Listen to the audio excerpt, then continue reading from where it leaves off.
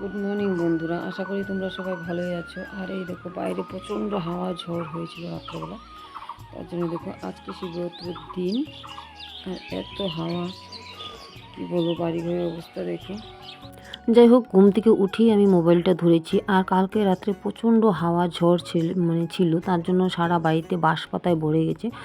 আর এই পাশটা তো কমই দেখালাম, ওই পাশটায় অনেকটাই, কারণ আমাদের বাড়ির উপরে মানে পিছনে প্রচণ্ড বড় একটা ভাতঝোপ আছে। আর এই ভাতঝোপটা আমি কেটে ফেলে দিয়েছিলাম একবার, কিন্তু তবুও আবার হয়েছে, আবার প্রচণ্ড পাতা মানে ভরে যাচ্ছে। আর ঘরের ভিতরেও প্রচণ্ড পাতা। আর আজকে যেহেতু শিবরাত্রি, আর এদিকে বাড়িতেও একজন অসুস্থ আছেন। আর উনি যেহেতু আমার শাশুড়ি মা, যেহেতু উনি ঠাকুরের সব কাজ করে, কিন্তু আজকের দিনটা বেশিরভাগটা আমাকেই করতে হবে। কেন বলতো, এদিকেও সামলাতে হবে আবার ওদিকেও করতে হবে। তার জন্য ভেবে নিলাম যে সকাল সকাল উঠে আগে এই ঘরটা পরিষ্কার করে নিয়ে তারপরে আবার শাশুড়ি মার ঘরটা পরিষ্কার করতে যাব।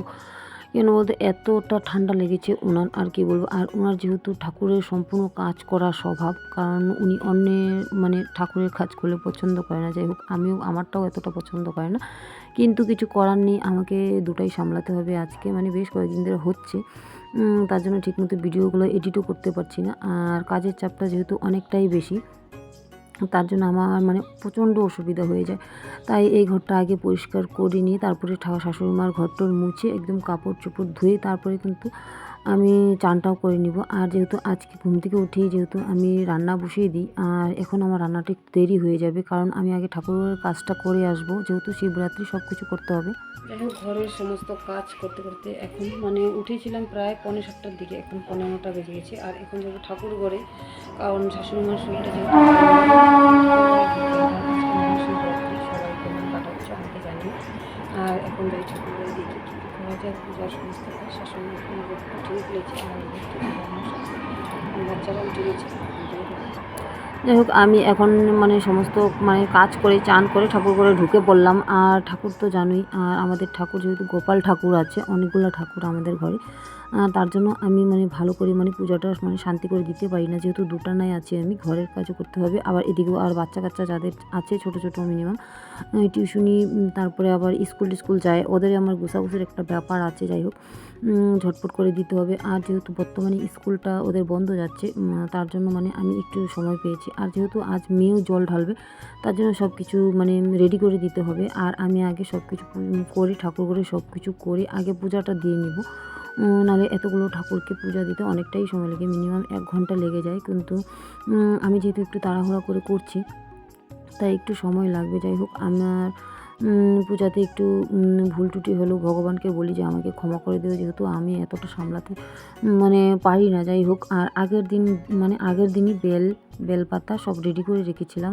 আর যেহেতু আমাদের বাড়িতেই বেল গাছ, তার জন্য আমরা বেলটা মানে পেরে নিয়েছি। আর বেলপাতা দুব্বো এগুলো মেয়েও কিছু গুছিয়ে রেখেছে, আর আমিও কিছু করেছি। আর শাশুড়িমা ফুলটা তুলে রেখেছে। আর যেহেতু আমরা এখন বর্তমানে যেহেতু বৃষ্টি হচ্ছে না, তার জন্য গাছে একটু কমই ফুল ফুটছে, তার জন্য ফুলটা কিনেই দেওয়া হচ্ছে বর্তমানে।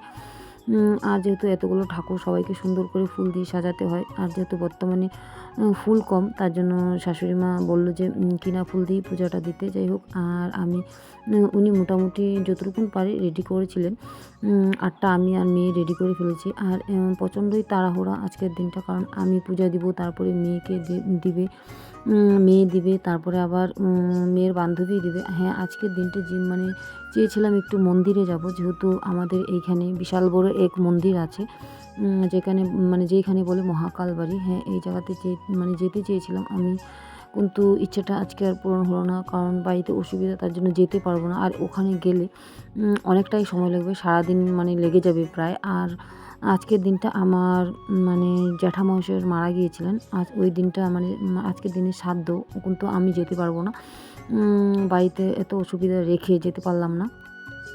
আর তার জন্য মানে ওরা প্রচণ্ড খারাপ পেয়েছে। যাই হোক, বাড়িটা আগে সামলে তারপরে আমাকে যেতে হবে, কারণ তারপরে আমার ননাস বলি কি, আমার যা, তারপরে বাচ্চা কাচ্চা, তারপরে আবার ভাসুর, সবাই চলে যাবে শিলিগুড়ি পরদিন। যাই হোক, তার জন্য একটা গুছাগুছি ব্যাপার আছে, সেটাও করে দিতে হবে। আর মানে মানুষের যেটা চায় এটা কিন্তু কখনোই পূরণ হয় না। হ্যাঁ, সবার ক্ষেত্রে হয় না, কিছু কিছু মানুষের হয়। হ্যাঁ, আমি জীবনে যা চেয়েছি আমার কোনো ইচ্ছাই কোনো দিন পূর্ণ হয়নি, আর হয়তো হবেও না।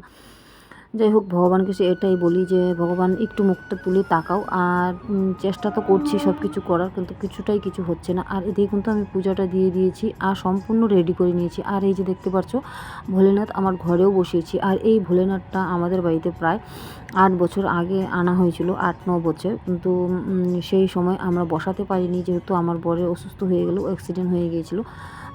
তারপরে আমরা মানে গত বছর গেল যে বছরটা, ওই বছরই আমরা বসিয়েছি। আর যেহেতু আমার বাড়িতে আরেকটা ভোলেনাথ বসানো আছে বাইরে পাথরের, এটা নিজে নিজেই মানে একটা ছোট মানে পাথর ছিল, এটা আস্তে আস্তে বড় হচ্ছে, নিজে নিজেই বড় হয়ে যাচ্ছে। আর এদিকে কিন্তু আমি পূজাটা দিয়ে গিয়েছিলাম, দিয়ে তারপরে আবার মেয়েদেরকে রেডি করে দিচ্ছি। আর এই যে দেখো বাঁশের পাতা ভর্তি, কারণ এত হাওয়া ছাড়ছে, মানে সারা বাড়িতে পাতা একদম ভরে গেছে।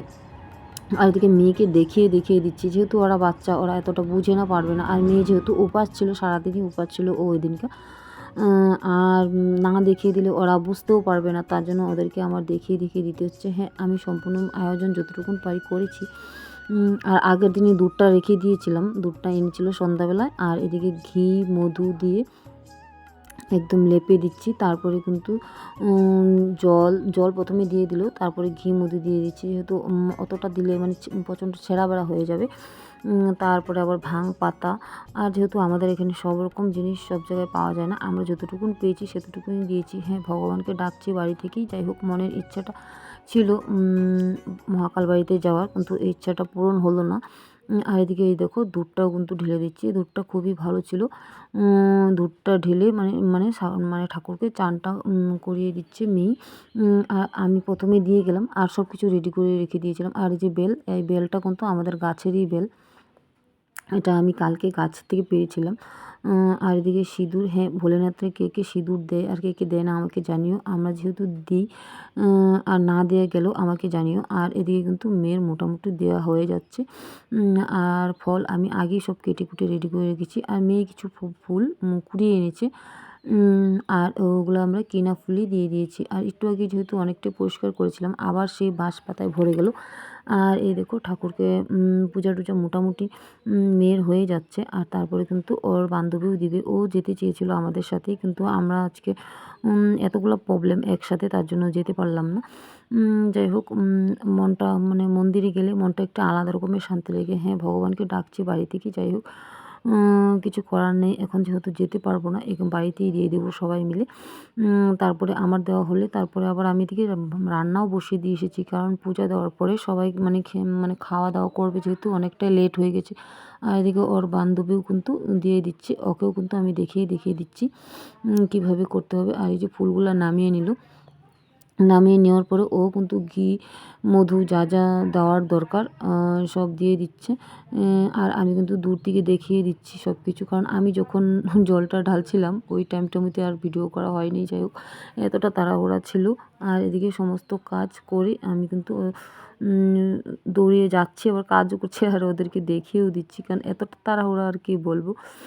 আর বর্তমানে যেহেতু ওর পূজা দেওয়া হয়ে যাচ্ছে, তারপরে বললাম ওদেরকে তোমরা প্রসাদ টসাদ সবাইকে দিয়ে দিও ভাগ করে। আর আমি যেহেতু রান্নাঘরে ঢুকে যাব এখন, আর তারপরে আবার ঢুকতে পারবো না, কারণ রান্নাঘরে ঢুকলে আবার ঠাকুর ঘরে ঢুকলে আবার বারবার যেহেতু কাপড় টাপড় পাল্টাতে হবে, তার জন্য আমি বললাম তাহলে তোমরা প্রসাদ দিয়ে দিও সবাইকে।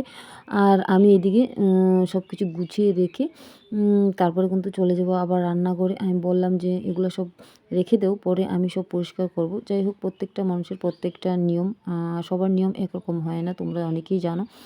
আর আমার ভোলেনাথে দেখো কেমন করে সাজিয়েছি, যতটুকুন পারি অতটুকুন করি, ফুল বেলপাতা বেল যতটুকুন মানে পারি। আর এদিকে আমি কিন্তু রান্নাঘরে এসে পড়লাম, রান্না বসিয়ে দিলাম, ভাতটা প্রথমে বসিয়ে দিয়েছি। আর যেহেতু এই দিনকে মানে আমাদের রেশনে দিবে, তাই আমাকে হয়তো যেতে লাগতে পারে, এতটা তাড়াহুড়া সকাল থেকে অনেকটাই দৌড়াদৌড়ি হচ্ছে। আর কি বলবো, রেশনে গিয়েছিলাম, আবার পূজা টুজা সম্পূর্ণ কাজ করে ভাতটা রান্না করে রেশনে গিয়েছিলাম, রেশনটা নিয়ে আসলাম, কারণ ফিঙ্গারপ্রিন্ট মানে বাড়ির সবার মিলে না, তার জন্য আবার রেশনে যেতে হলো, আবার আরেক জায়গায় এখন যেতে হবে। তাহলে বলো কত জায়গায় যাবো আমি, আমার মাথায় এখন কাজই করে না, আর কি বলবো, এত ছুটাছুটি আর ভালো লাগে না। তারপরে আবার শাশুড়ি মার শরীরটা এতটাই খারাপ, কী বলবো আমি, ঠাকুর ঘরে অনেকটা সময় লাগে, সেটা তোমরা অনেকেই জানো। আর যাই, এখন ওখান থেকে এসে তারপর আবার রান্নার ব্যবস্থা করবো, কারণ সকালবেলা কিছুই রান্না করিনি, শুধু ভাতটা রান্না করতে পেরেছি। আর এখন বেরিয়ে গেছে 11টা, প্রায় 11টা 5। যাই একবার যেয়ে আসি, ইমার্জেন্সি একটা কাজে যেতেই হবে। যাই হোক, একজন বয়স্ক মানুষ বাড়িতে না থাকলে কতটা অসুবিধা হয় সেটা যাদের বাড়িতে নেই তারাই বুঝতে পারে। হ্যাঁ, আমার শাশুড়ি মা থাকলে আমার অনেকটাই একটু সুবিধা হয়, যেহেতু ঠাকুরের কাজটা উনি করেন। আর এখন এসেও পড়লাম, দেখতে পাচ্ছ একটা বিশেষ কাজে গিয়েছিলাম আর এসে রান্নাঘরে ঢুকবো। টুনটুনি আবার অনেক দিন পরে খেতে বসলো, কারণ টুনটুনিকে এখন পাওয়া যায় না মার্কেটে, এখন পুরো ব্যস্ত থাকে টুনটুনি, উঠছে কাজে, প্রচণ্ড কাজ ওর, এত কাজ কি বলবো। আমার মটরশুঁটি শুলে দিয়েছে, তার জন্য একটু হাজিরা দিয়েছি ওকে ভাত খাওয়ার জন্য। যাই হোক, আলু ভাজি দিয়ে খাচ্ছে। যাই হোক, এখনও রান্না হচ্ছে, এখন বাজে 4টা, কারণ আমার অনেকটাই লেট হয়ে গেছে, কারণ চতুর্দিকে দৌড়াদৌড়ি ছুটাছুটি, তার জন্যই আর শাশুড়ি মার শরীর যেহেতু অনেকটাই খারাপ, তার জন্যে আমার অনেকটাই অসুবিধা হয়েছে। এগুলো কাজ করে, সমস্ত কাজ করে তারপরে আবার ঠাকুর করে যাবো চান করে। আজকের দিনটা প্রচণ্ড মিষ্টি। আর কী রান্না করেছি তোমাদেরকে দেখাচ্ছি। দেখো, মাছের ঝোল করেছি, তারপরে যে মাছ ভাজি, পুঁটি মাছের ভাজি রাখলাম, তারপরে এই যে কাঁঠালের তরকারি, আমাদের গাছ থেকে একটা কাঁঠাল পেয়েছিলাম, যা একটু বললাম রান্না করে দিয়েছে। আর এই যে এখানে শাক, ঢেঁকি শাক আর লাফা শাক ভাজি করেছি, আলু ভাজি, আর এই যে মাছের তেল, আর এই যে এখনও রান্না হচ্ছে, দেখতে পাচ্ছ।